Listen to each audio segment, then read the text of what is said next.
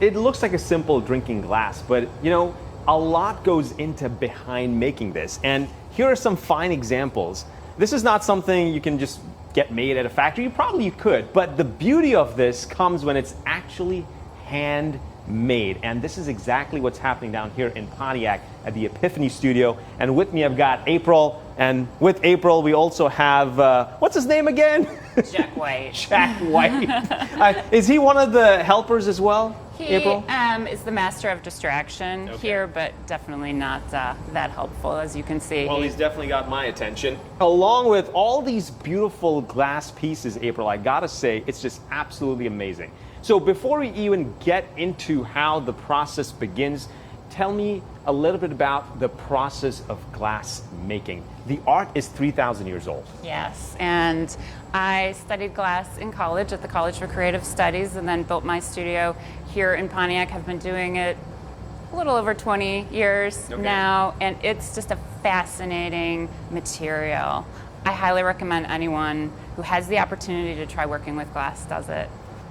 So when someone is actually, for example, when you come up with these designs, is this something that you already have in the back of your mind, or is this something as the process goes along, you just kind of like start making it? It's a little bit of both. Okay. Glass is so responsive and really investigating what it can do during the process. In my work, I love playing with color.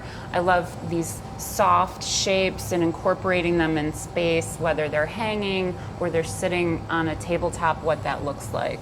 Now, so for example, if you look at this one, this piece right here, John, let's take a look at this one. This looks so attractive to me right now. What is this? How long did it take, and what did it entail to make this? So this is made from multiple pieces. The blue shape is one piece, and then each of the red tendrils is another piece. I get a lot of my influence from nature, so you could maybe see something from under the ocean or maybe something floral in this piece, but just the juxtaposition of the shapes and the colors together is what I'm investigating. And how long did it take for you to make something like this? That's a really tough question to answer because sometimes they don't come together. I probably made this blue piece like 10 years ago. Oh, wow. And made these red pieces maybe last year and then put it together. And price point, how much, like what's the price variation when it comes to these items? So these one-of-a-kind larger pieces are fairly special and slightly more expensive. I think this one is $4,000, but the studio creates a really wide variety of items for people.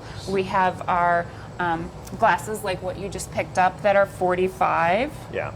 And then we have our ring holders, which are $35. So a pretty good range of pieces for people to choose from. All right, I just absolutely love it. All right, so Jen, when we come back, we're going to be talking about how these items are actually made and how you can come down to the studio and make one yourself. April, you ready for this one? I am. All right, Jen, back to you.